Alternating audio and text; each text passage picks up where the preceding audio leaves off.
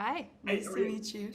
The first question I wanted to ask both of you was, and this may be more for Zelda or maybe more for Diablo, but I'm wondering, I mean, setting it in the 80s, I mean, was that an aesthetic choice or was that... I mean, just because, like, I mean, as a former Hesher myself, like... Oh, I mean, a Hesher! Yeah, yes. I mean, Goths and metalers were around in, like, the 90s and the 2000s, so, I mean, in terms of, like, what Catherine Newton is wearing and the music she's listened to, that could have easily happened in the 90s and 2000s. But so I guess I'm wondering why you said it in the 80s.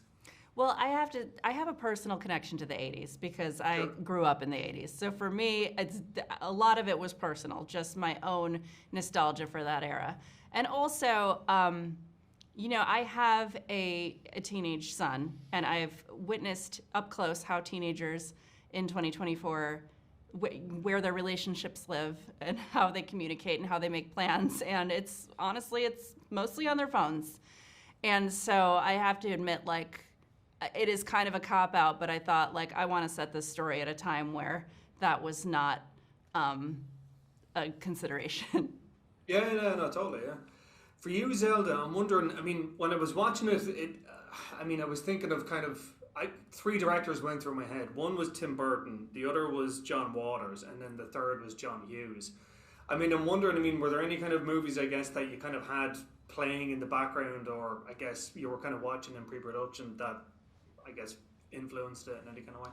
I mean, you're very spot on with those three, and as well, I'm very fond of Pedro Almodovar's Tie Me Up, Tie Me Down, which did also come out in 1989, and there's such a vibrancy to the color that he used, and there was a sort of that aquamarine blue nighttime, which I genuinely think, I mean, I'm one of those who, when I watch shows and movies now, and they're too dark for me to even see in a movie theater when they do night scenes, and it drives me bonkers.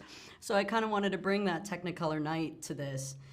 But certainly, especially John Waters is very near and dear to my heart. And there's a Easter egg in homage to him in the movie because of that. So I would say of the ones you mentioned, like John and Tim were the ones I watched the most of before filming. Any ones in particular? I mean, obviously Edward Scissorhands, I think, was probably on the list, I would imagine, yeah. I did rewatch it, but I didn't want that to inform us too much, whereas I actually think Beetlejuice's sentiment towards the kind of the stunt work that they did and the gags and the kind of physicality, I lent more there.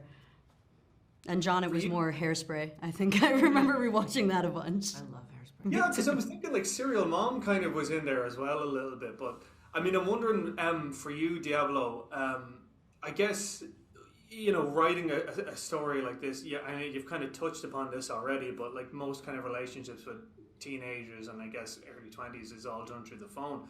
I mean, without going into your personal life, some of this felt quite real, I guess. I'm wondering, I mean, did you draw from your own experiences?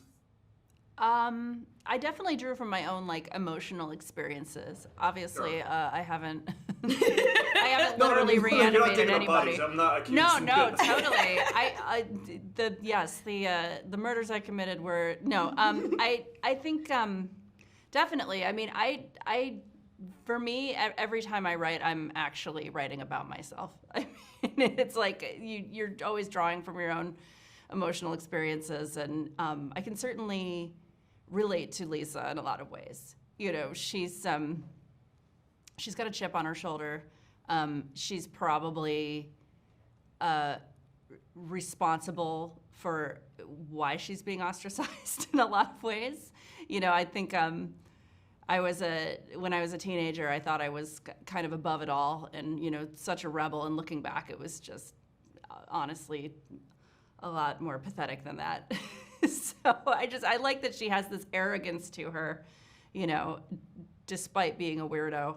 And I definitely put a little bit of myself in there. Can't resist. Yeah. No, I get it because I felt the same kind of awareness of my own arrogance when I was that age. It was very real. Like it's just Thank you. I saw myself reflected. Okay, I'm getting a wrap there, so I'll leave it there. Thanks so much. Nice to meet you. I could get the clink for life or the electric chair, but I don't want to die a virgin.